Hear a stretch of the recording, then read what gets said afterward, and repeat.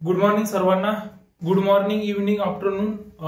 आज आपण जे सुरुवातीला लेक्चर आपण कव्हर केलेले principle and working of engine, त्यानंतर difference between petrol engine and diesel engine, difference between 2 stroke and 4 stroke engine, तर याच्यावर आधारित काहीतरी न्यूमेरिकल जे इंजिनिअरिंगचे याच्यात येतात. आता जे 16च्या नुसार पेपर पॅटर्न मध्ये चेंज झालेला आहे, तो पेपर पॅटर्न मध्ये चेंज झाल्यामुळं 3 ते 4 न्यूमेरिकल येण्याची शक्यता मे बी जास्त येऊ शकतात.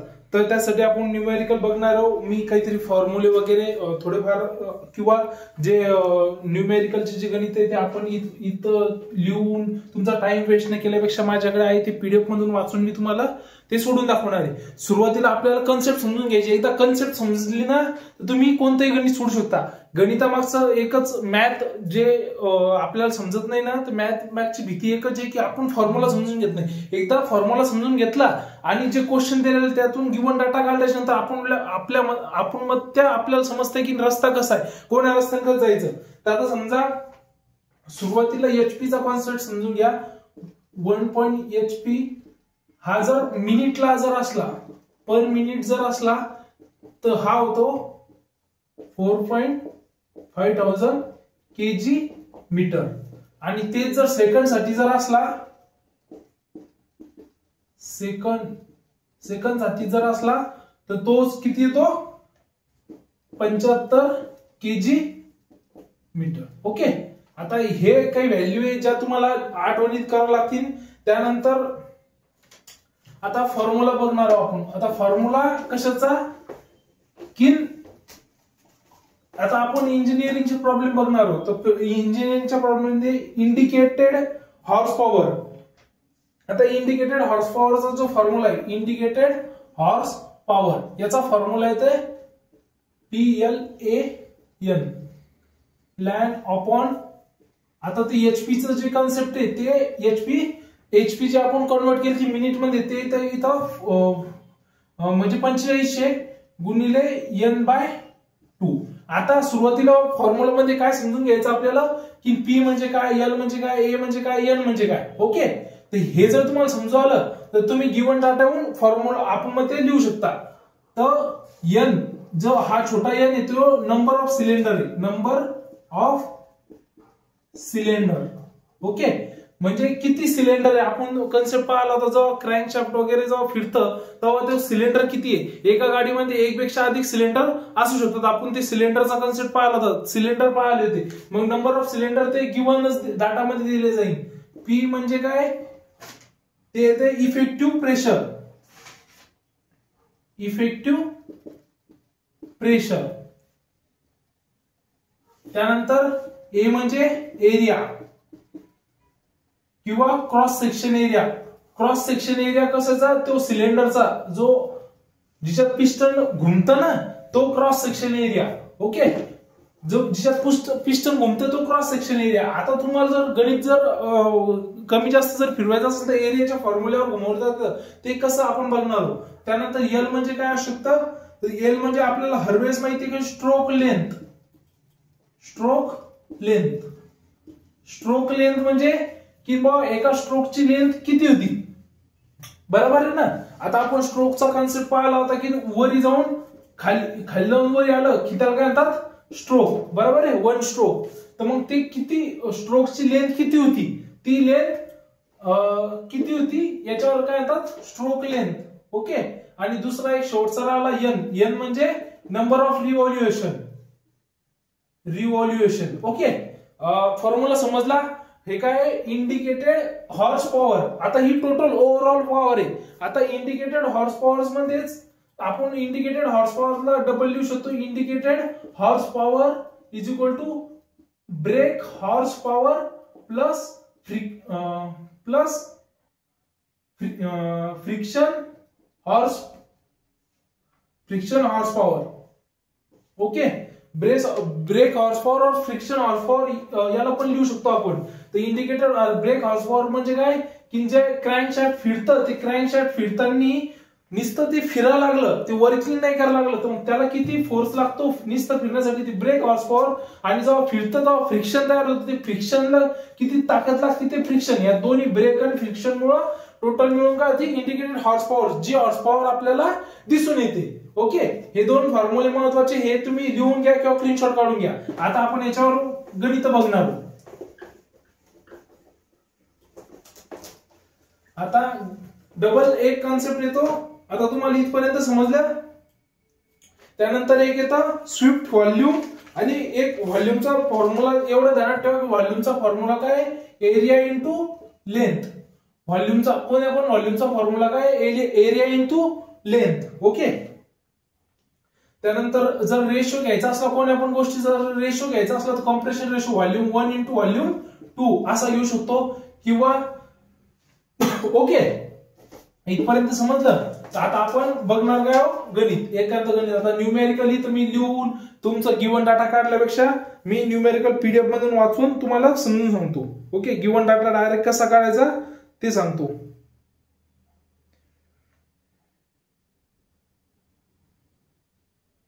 आता एक दिले, calculate the brake power of 2 cylinder 4 stroke cylinder in IC engine. पहिले काय दिलं, कॅल्क्युलेट द ब्रेक पॉवर. काय काढायचं, गिवन पहा, गिवन कसं काढायचं.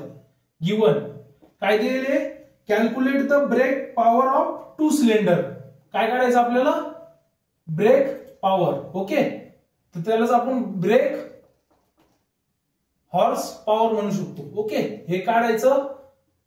सिलेंडर किती दिले, 2, म्हणजे एन ची व्हॅल्यू दिली 2. त्यानंतर 4 stroke cylinder of IC engine into 12 into 15 centimetre MM effective pressure. मग त्यात आपल्याला डायमीटर किती दिली, 12 इंटू 15, डायमीटर किती दिली आपल्याला 12. मग आता सेंटीमीटर मध्ये दिले, त्याला एमएम मध्ये करायचं असलं तर 120 एमएम. आणि जी लेंथ किती दिली आपल्याला, 12 इंटू 15 दिले ना, तर मग लेंथ किती दिली, 15 सेंटीमीटर. तर मग त्याला किती, 150 एमएम असं लिहू शकतो. ओके, त्याच्यानंतरचा आपल्याला काय दिलं, डी दिलं. त्यानंतर आपल्याला झालं. त्यानंतर एन दिलं, रिव्हॉल्युएशन किती, 1200. इफेक्टिव्ह प्रेशर किती दिलं, pressure is equal to 700 KG pascal. हे पहा, 12 into 15 centimeter, the mean effective pressure is 700 K Pascal and speed crankshaft is 1200 revolution. Mechanical efficiency, G mechanical efficiency जी देले, efficiency ती देले 75%, त्यालाच आपण 75%. ओके, तर मग आता आपल्याला काय काढायचं. ओके, तर आपल्याला जर समजा इंडिकेट पॉवर जर आपल्याला किलोवॅट मध्ये जर काढायची, युनिट जर किलोवॅट पाहिजे असेल, तर आपण या 4500 ला आपण काय करू शकतो, 10 into 10, त्याला काय लिहू शकतो आपण, 16 into 10 raised to power 12. Okay, जर किलोवॅट मध्ये काढायचं असेल तर आपल्याला आता इथे किलोवॅट मध्ये काढायचं. आता गिवन डाटा एवढा दिलेला आहे. आता आपण पहा गिवन डाटाच्या नुसार कसं काढतो. आता गिवन डाटा एवढा दिलेला आहे, आपला फॉर्म्युला इथं पहिले लिहून घ्यायचा. Indicate power is equal to PLA n revolution upon 16 into 10 raised to power 12 into n by, आता किती स्ट्रोक इंजिन होतं, 4 स्ट्रोक इंजिन. 4 स्ट्रोक इंजिन असलं तर n/2 करायचं, आणि जर 2 स्ट्रोक इंजिन जर असलं तर nच ठेवायचं. एवढं तुम्ही समजून घ्या. जर समजा 4 स्ट्रोक इंजिन द्यायला असलं तर n/2 द्यायचं, आणि 2 स्ट्रोक इंजिन असलं फक्त n लिहायचं इकडे मल्टिप्लायला. एवढं तुम्ही समजून घ्या. आणि जर किलोवॅट असेल तर 16 into 10 करायचं, आणि जर केजी मध्ये असेल तर 4500 करायचं. ओके, समजलं. मग आता याच्यात व्हॅल्यू टाकायची. आता प्रेशरची व्हॅल्यू आपल्याला जी दिली होती ती किती दिली होती, 700. त्यानंतर लेंथ किती दिली होती, लेंथ आपल्याला 150 mm. Into area. आता एरियाचा विषय, तर एरिया दिला होता का आपल्याला? नाही. तर मग एरिया किती लिहू शकतो? आता कोण्या पण सर्कलचा एरिया काय? पाय आर स्क्वेअर. आपल्याला एरियाची जागा काय दिली होती? डायमीटर. डायमीटर किती दिली होती? 12. ओके. तर मग आपण पाय आर स्क्वेअर पण घेऊ शकतो. ओके. आणि जर डायमीटरला जर घ्यायचं असेल तर आपण काय करू शकतो? आता ही काय? रेडियस. रेडियसचं काय असतं? डायमीटर काय असतं? R into R. Okay. R plus R म्हणजे काय असतं? डायमीटर. ओके. तर जर आपल्याला डायमीटर देईल तर मग हा फॉर्म्युला का चेंज होईल? पाय by 4 into D square. Okay. Okay. तुम्हाला इथपर्यंत समजलं? जर तुम्ही आता समजा इथं जर डी ला डिवायडेड बाय 2 केलं तर काय भेटून जातं? आर. तर मग आर ची व्हॅल्यू काढून जरी ह्या फॉर्म्युल्यात पण सारखी येते, पण तुम्हाला जर यान काढायची असेल यान काढा. ओके. तुम्ही एवढं समजून घ्या फक्त की कोण्या पण सर्कलचं पाय आर स्क्वेअर असतं, जर नसलं तर pi by 4 into D square करायचं. या फॉर्म्युल्यानं आपला एरिया जो येतो क्रॉस सेक्शन एरिया, तो एरिया येतो 11304. ओके. एरिया आला. त्याच्यानंतरच आपलं एन किती रिव्हॉल्युशन दिले? 1200 इंटू 1200 गुणिले आता एन किती आहे आपलं दिलेलं? 2 by 2 upon 16 into 10 by 12. Okay. तर मग जर 60 गुणिले जर आपण म्हणजे साइन दुनी 12 असं कट करून त्यानंतर याचं आता कॅल्क्युलेशन तुम्ही कॅल्क्युलेटर वापरू शकता. मी एवढं कॅल्क्युलेशन तुम्हाला करून दाखवणार नाही. कॅल्क्युलेशन केल्याच्या नंतर याचं जे उत्तर येतं ते येतं 23.7 किलो वॅट. ओके. पण आता काय आलं? Indicated power. आता त्याच्यानंतरचा जो विषय येतो तो काय येतं? आपल्याला ब्रेक पॉवर काढायचा. तर ब्रेक पॉवरचा formula brake power is equal to indicated power into N W. आता हे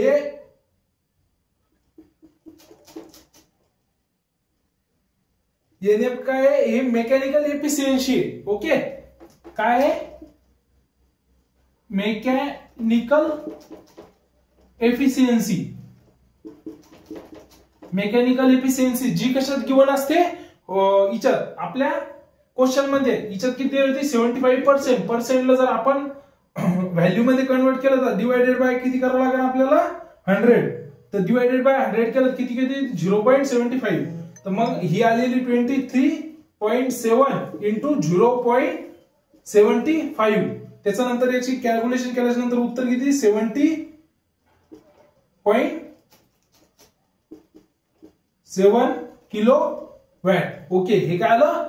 ब्रेक पॉवर. अशा प्रकारे आपण न्यूमेरिकल सॉल्व्ह केलेलं आहे. न्यूमेरिकल मध्ये सुरुवात तुम्हाला एकच सांगतो की तुम्हाला फक्त काय विचारलेलं आहे? पहिलं गिवन डाटा तुमच्याकडून गिवन डाटा काढणं आलाय पाहिजे. गिवन डाटा काढल्याच्या नंतर तो टाकायचा, कॅल्क्युलेशन करायचं. त्यानंतर हे फॉर्म्युले तुम्हाला काही फॉर्म्युले समजून घेणे, काही फॉर्म्युले ध्यानात ठेवणे, आठवणीत ठेवणे. त्याच्यानंतर दुसरा एक आपण क्वेश्चन बघणार आहोत. तो जो क्वेश्चन येतो तो कंप्रेशन व्हॅल्यूचा आहे तो.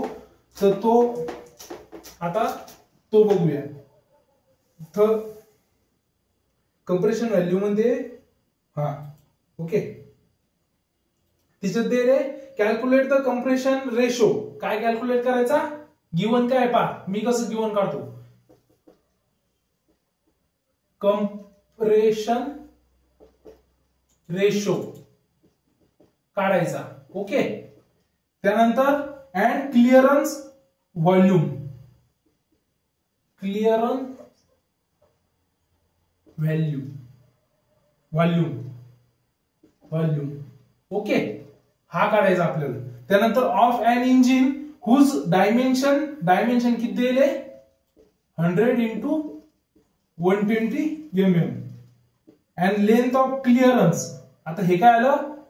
Dimension into length. ओके. कशात झालं आता हे? स्विफ्ट व्हॉल्यूमचं. आणि त्याच्यात नंतर दुसरी लाईन पहा, लेंथ ऑफ क्लिअरन्स. लेंथ कशाची, क्लिअरन्सची, म्हणजे याची लेंथ दिलेली आपल्याला, लेंथ ऑफ क्लिअरन्स किती दिले, 8 mm ओनली. आणि आपल्याला काय करायचं, याचा कम्प्रेशन रेशो आणि याची क्लिअरन्स व्हॉल्यूम. आता व्हॉल्यूमचा फॉर्म्युला, आता आपल्याला स्वीप्ट व्हॉल्यूम माहिती आहे, बरोबर आहे. स्वीप्ट व्हॉल्यूम आपण स्वीप्ट व्हॉल्यूमचा काढू शकतो. व्हॉल्यूमचा फॉर्म्युला काय आहे, एरिया इंटू लेंथ. ओके, तर मग आपल्याला जर समजा एरिया इंटू लेंथ आहे, आता जर समजा एरिया इंटू लेंथ आहे, आपल्याला एरिया इंटू लेंथ आहे. आता एरियाचा काय करावं लागेल, पाय आर स्क्वेअर पण करू शकता किंवा पाय बाय 4 इंटू डी स्क्वेअर. पण आपल्याकडे कोणचं आहे, डी, डायमेन्शन आहे, तर मग डी स्क्वेअर घेतला आपण. मग हे पाय आर स्क्वेअर सोडून द्या, इंटू लेंथ किती आहे, 120 mm. ओके, आणि डी किती आहे, 100 चा cube.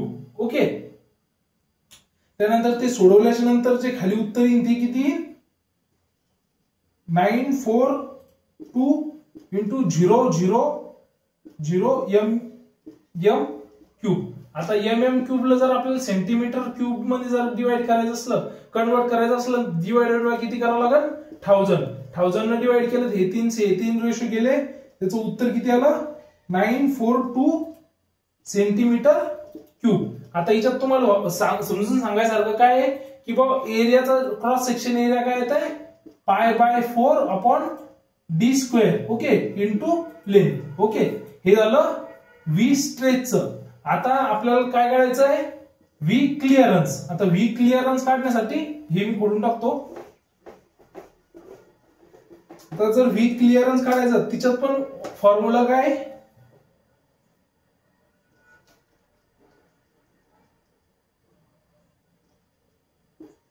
V clearance is equal to, तो पण सेम आहे, pi by 4 into D square into L. Okay, तर pi by square D square into L. पण आपण जर बघायला जर गेलं तर आपल्याकडं डायमीटर किती आहे, 100. ओके, आणि याच्यात लेंथ, फक्त लेंथ चेंज झालेली. ओके, डायमीटर सेम आहे, लेंथ चेंज झाली. लेंथ आपल्याला किती आहे, गिवन 8 mm. तर मग तो सेम आपण पाय बाय 4 इंटू डायमीटर 100 चा स्क्वेअर इंटू फक्त लेंथ चेंज करणार किती, 8. ओके, मग याच्यानंतर याचं उत्तर किती येतं, 62.8 सेंटीमीटर क्यूब मध्ये. ओके, पण हे दोन्ही आला, आपल्याला काय काढायचं, कम्प्रेशन रेशो. कम्प्रेशन रेशोचा फॉर्म्युला काय, व्हॉल्यूम 1 अपॉन व्हॉल्यूम 2, किंवा जर असं नसलं तर volume stretch plus volume clearance upon volume clearance. तर मग आता तसं तो जर फॉर्म्युला लावा कम्प्रेशन रेशोचा, volume stretch plus volume clearance upon volume clearance is equal to, तर याचं उत्तर किती येतं, 16. आलं उत्तर. आता तुम्हाला या गोष्टी मी तुम्हाला मेन गोष्ट काय आहे की कसं सोडवायचं, काय सोडवायचं ते सांगतो. हे आता तुम्ही म्हणजे सर तुम्ही तर पीडीएफ मध्ये पाहिलं आणि ते सांगितलं. पीडीएफ मध्ये काय पाहायला पडलं, माझ्याकडे डाटा इथं लिहून नव्हतं. स्मार्ट बोर्ड असता, डाटा जर असता कॅल्क्युलेटर साठी, कॅल्क्युलेटर वापरणं, मी असो तुम्ही असो, कॅल्क्युलेटर आपल्याला अनिवार्य म्हणजे वापरू शकतो. आणि जर व्हॅल्यू मोठे असतील तर वापरल्या पण जातात. आता तुमचे 2-3 जे डाऊट आहे ते मी क्लिअर करतो. मला माहिती तुम्हाला काय काय डाऊट आले. सुरुवातीला सर फॉर्म्युला कोणता वापरायचा इंडिकेटेड पॉवर साठी, तर पहिला फॉर्म्युला ध्यान ठेवायचा, PLAN plan upon 5000 into N/2. केव्हा, जर 4 स्ट्रोक इंजिन असं मेन्शन करेल तेव्हा. हे काय, सिलेंडर. ओके, हे काय, रिव्हॉल्युशन पर मीटर. हे काय, एरिया. हे काय, लेंथ. ओके, हे काय येतं, प्रेशर. ओके, झालं पहिलं इंडिकेटेड हॉर्स पॉवर. आता हे जर इंडिकेटेड पॉवर किलो वॅट मध्ये जर मागितलं, इंडिकेटेड पॉवर जर मागितलं, तर दुसरा फॉर्म्युला काय येतं, PLAN प्लॅन अपॉन फक्त 16 इंटू 10/12 इंटू N/2. किती, 4 स्ट्रोक इंजिन असेल तर.